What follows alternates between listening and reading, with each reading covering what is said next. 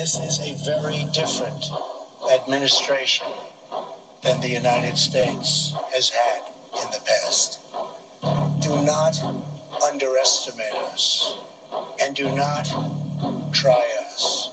America does not seek conflict or confrontation, but we will never run from it. Anyone who doubts the strength or determination of the United States should look to our past, and you will doubt it no longer.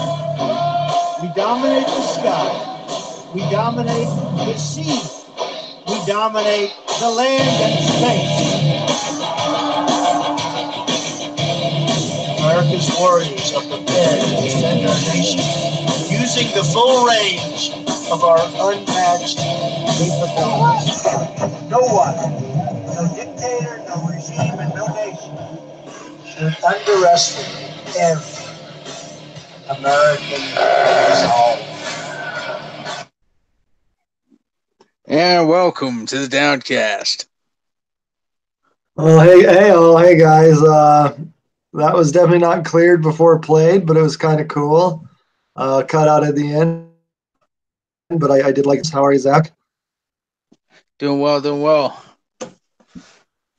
Well, good to hear. We no guests tonight. We have I wanted to kind of cycle through people before before we went to the same people again. However, we definitely have a lot of people that still haven't been on.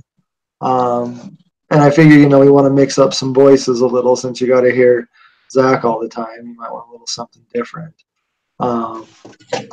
However, so that is Billy, Bill, Devin, Bass, Christopher, Meehan. It's at least 6 of you that I know haven't been on. So, I mean, let's get on. Let's do this. Have some fun. Zach, anything you want to talk about? Any specific things before we go into the recap? No, it's been a pretty easygoing week. Yeah, it was definitely a week. That's for sure. Khabib kicked the shit out of Conor McGregor. That was cool. That's true. That was I saw all I saw was some clips of the end of the fight. That was pretty cool. I like the drama. I could give two shits about the rest of it, but I'm happy for the people that are happy about it, I guess. So good on you, Billy. Once again, good luck getting that money. Go get it, but might not be the easiest thing you ever did. I did want to talk maybe, I guess, about your stance earlier this week, too, about your unwillingness to ever trade a player, specifically like a Todd Gurley. I think I wanted to talk about that for a second, just about trades in general. Like, I get where you're at, and you're obviously doing well. So I get not thinking you need to change, but I mean, I don't know. Tell me about that.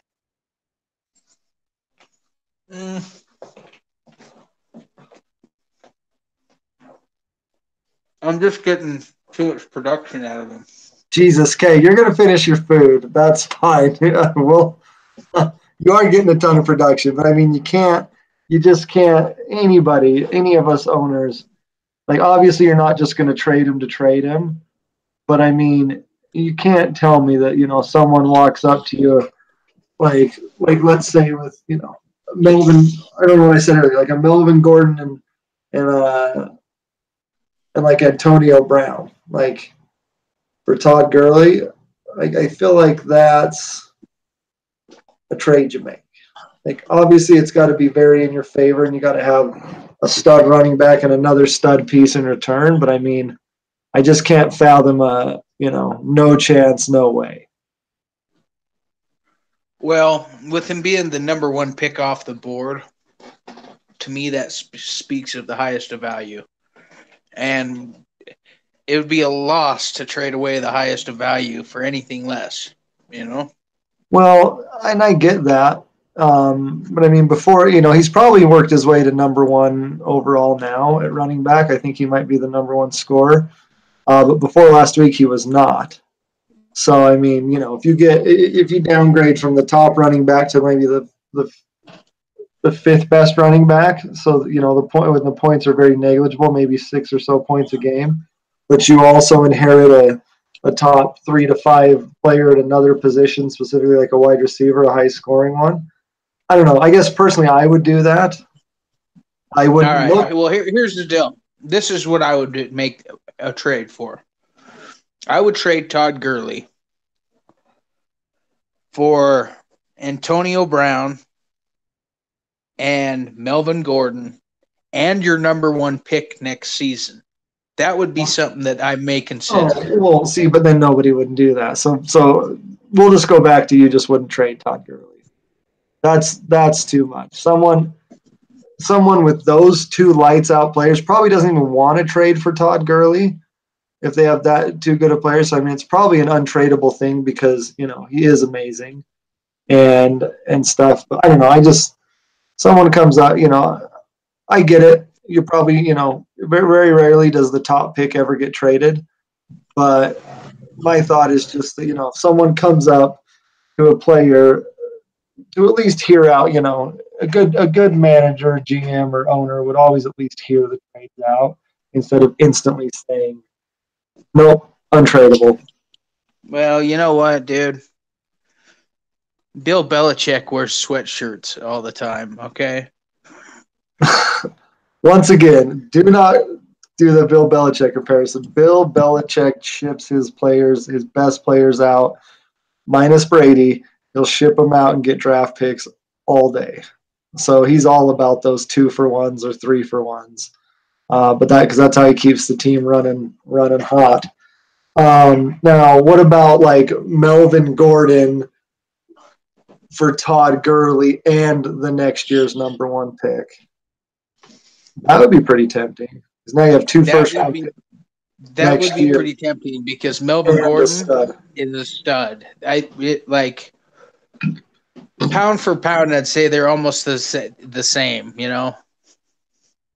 Yeah, I mean, Gurley's still the king. But anyway, just kind of a thought. I was just thinking about that, and really nothing else there. Before we get going off too much and everybody turns this off, we'll get into the recap. So let's jump into the recap. Let's start with your game. Southwest Muff Divers took down senior barely even trying Dick Cheese, 110.6 to 102.7. What were your thoughts in that game, Zach? You pulled it off, but it was a lower scoring game for you. Yeah, it was a lower scoring game for me. And the thing about it is, let's see here. I'm trying to pull it up here. Matchup last week. Way to be prepared. What do you need to know? I got it up. Sorry, I just wanted to. All right, so going into Monday night, I was actually losing by 1 point. I was 101.4 to his 102.7. And I had to get some production out of Chris Thompson. I did, and that's what secured the victory. But it's never fun going into Monday night down. It's nerve-wracking. Yeah, not fun. I mean, rest assured that even if Bass would have played any of his other – I'm sorry, not Bass, but Meehan may as well be – would have played any of his other receivers, he still would have not beat you. So, because I was looking at that for maybe the dumbass move of the week. But there's nothing he could have done. He still would have lost. So good job there. Cobb. Yeah, with Cobb. If he would have switched anybody in for Cobb, he still would have lost. So good job. You win. You were not a top 6 scorer though, but you did win. I will say, had you played, you know what, Hooper. Yeah, we'll save that. We'll save that for later. Then next game, we have Sunday Morning Boner taking down the Hammer of Thor, 119.9 to 89.7. Chris once again showing that his team is the epitome of boom or bust. They either completely dominate or take a shit. So if he makes the playoffs, he'll be an interesting person because he could get destroyed game one, or if he can actually pull together some games, he could have a legit team. Definitely. Christopher Sunday Morning Boner, that was quite an upset. His team usually sucks. His team, But I mean, he did well. I'll give it to him. He did very well. He won. I'm glad he won. I wish I could have won, but he makes our division close. So that was a great win. Thank you, Billy.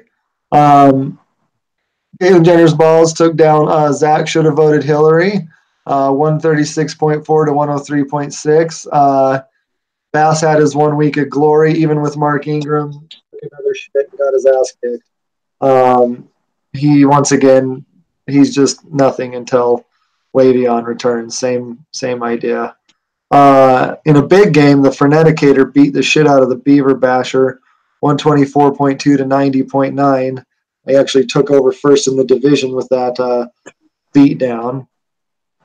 Yeah, and I think that a lot of that can be attributed to the fucking massive trade he did with Bill. Let's see here. What did he get? He got Julio. Julio only dropped 8.7. I mean, it was more James Conner and Yeldon and Hopkins. I mean, Lee did a good job scrambling when Fournette went out, and he did a smart think-ahead move by drafting James Conner, and that was before Le'Veon was even holding out, or it was still while he was, but that was a good job. So he gets his credit there, much as we hate him. Peppers of Justice takes down Tebow, 127.6 to 85.6. Brad just keeps rolling. Really not much else to say there. And then in a game that I thought I was going to win for the longest time until I didn't, the champ beats me 123.1 to 117.6. My team made sure to come through full for me and completely and epically fell. So I do have a little bit of solace on my end, kind of like Meehan had that. I never would have played Alfred Morris, and any other receivers I would have put in over would have just been worse. So, made the right choices, just lost the game. I will say Devin, however, I was watching Will Fuller for Sunday night.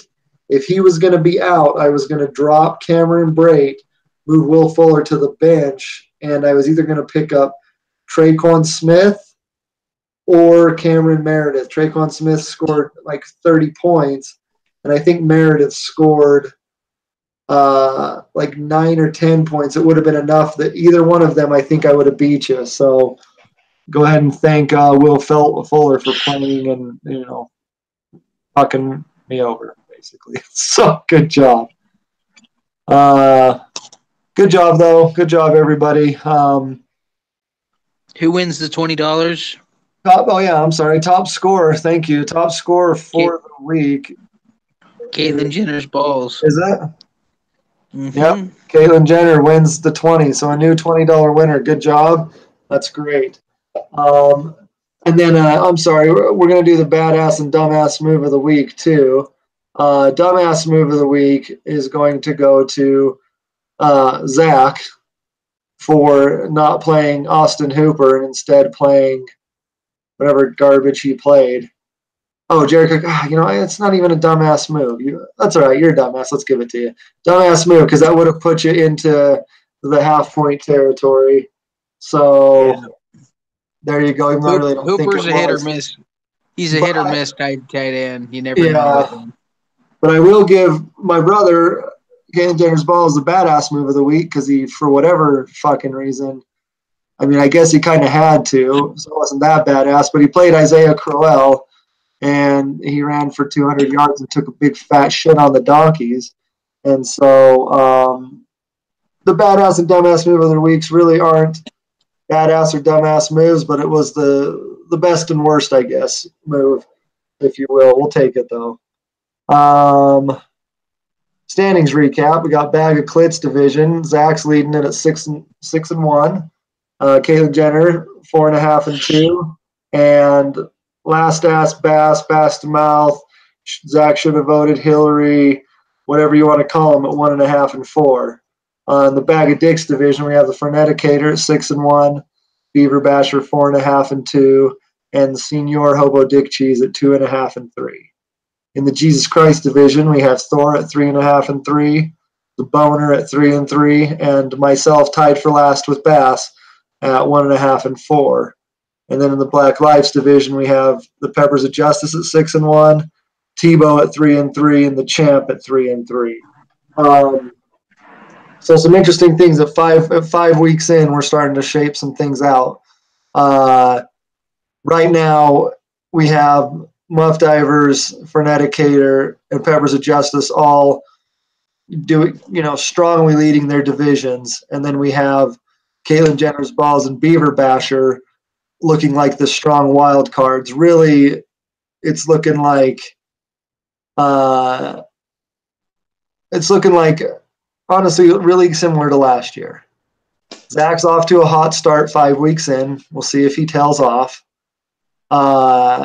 Bass and I are both sitting dead last, just like last year. And I'm also in the shittiest division where if my team could my garbage ass team is like 2 games out of the division lead. If they could just somehow not be so shitty, there would be a prayer. So it's pretty crazy how it's very reminiscent of last year. I mean, something's got to give, but we'll see. But yeah, I mean, it's we got some strong teams and some shitty teams. So we'll see what happens. Any thoughts on standings or anything there, Zach? No, just glad to be at the top of the pack. I hope I can keep that lead moving into the playoffs. That bye week's a big deal. It is. It's a very big deal. Let's see. You have scored 657, 660. So actually, Brad, you'd be the number 2 seed right now. Brad is actually the top point scorer in the league right now by 3 points. So he's nipped you just barely. I'll make it up this week. It's pretty impressive. I'm at 106 points a game average. I'm stoked. That's garbage. It's better than my 84 last year. God, fucking fantasy football, you pissed me off. Anyway, yeah, so some things are looking good. I mean, I will say that, I think Chris is only 30, but Chris is the 3rd highest scorer, Wilcox, in the league, and he's taken a shit 3 different times. His team's crazy to me. He's the team that we don't want making the playoffs among many others. Honestly, everybody wants me to make the playoffs because my team is not built or capable in any way of winning a championship. So if my I team really would like to see you make the playoffs. Yeah, and if somehow my team does, like I said, no worry. I will definitely be destroyed. That's very early, if not the first. So, I mean, everybody should root for me that's in the playoffs because I will not advance anywhere if I make it. Chances are, though, I'm sitting 5 games out of the playoffs in about 3 weeks and really have no prayer. So, anyway, yeah, I mean, it's looking good. We got some good things shaping up here. Some exciting battles coming down the pipeline. It's pretty exciting. I'm looking forward to it. Well, moving on to next week. We've got first game up is Hammer of Thor versus Senior Hobo Dick Cheese. And if Dick Cheese would pull his head out of his ass, it would be a close game. He just needs to set his lineup. Oh, I agree. Please, Sean, you son of a bitch, set your lineup and win Chris. Kamara's on a bye, and he took a shit last week, but he's on a bye. It's a total chance to please. So anyway, I'm picking Sean because I really want him to win. I do too. It looks like Chris doesn't have a kicker in, so maybe our hopes are. Well, Chris is a little too much. Chris actually cares, but the thing is, Meehan needs to get called out and Jay's out for the year, so he'll swap some players in, and I hope he wins. Go Meehan. Let's go Dick Cheese. In our next game, we have the Ferneticator and Sunday Morning Boner. And Lee, I'm rooting for you hard. Beat Billy's ass, and he's projected to win by 14 right now. Lee's gonna pull this one out for sure. Yeah, and I don't see nobody looks like they got their lineups pretty set. But yeah, Lee's one of the early powerhouses, and Billy isn't. So we'll go with Lee there. What next? What game you want to go with next? Tebow Goes Yard versus Southwestern Muff Divers. All right, here's your Southwestern Muff Divers is going to destroy Tebow Goes Yard. I don't know. Bill's rolling double bears again, so and he doesn't have a kicker in. So I mean, when Trubisky goes off for another 6, you have to watch out. Well, Tom Brady's playing Kansas City, and Kansas City's defense sucks. So yeah. I mean, I'm going to pick you to win, but let's nobody overlook double bears. That's very important. In the we have a Beaver Basher and the Champ. Beaver Basher is currently projected to win by about 18 points, 16 points.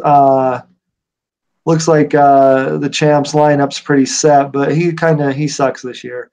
Honestly, Devin, I'm glad you're losing your ass in this league, but in the other leagues we play, I feel your pain because I feel like we're having similar years where my team sucks everywhere. I just suck at fantasy. All ability is gone. So I think Devin struck his deal with the devil last year, and time is nigh. Well, I can tell you right now, if I was Devin, I'd be moving Cooper into his lineup. Oh, I would too. You got to go with the boomer bust there. He's probably going to take a shit and score a point, but he might drop 25 and win the week. I would 100% be playing him. We have Caitlyn Jenner's Balls and the Peppers of Justice. This is probably going to be the best actual game this weekend. Minus the next game that's going to be epic. But right here, because we have two high-end teams, two teams that can put up a lot of points. And Aaron Rodgers is playing San Francisco, so expect big things out of Aaron Rodgers. Yeah, Brown's going to go nuts.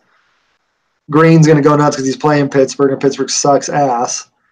He's got Chris Carson in. I mean, this is he's got a good team. I mean, Brad's one of our 3 early powerhouses though, and so it's tough to go against him.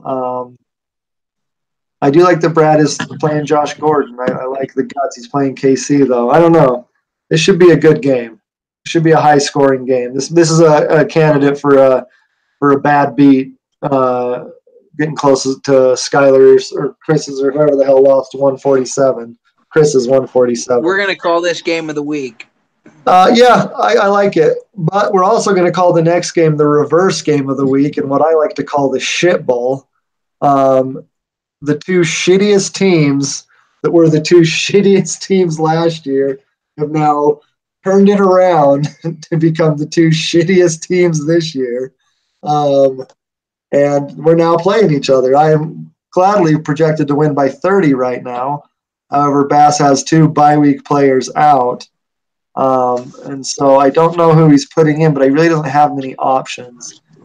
I think this Sunday is the day that Bass's hopes and dreams of having any prayer once Le'Veon comes back are squashed. And I think that I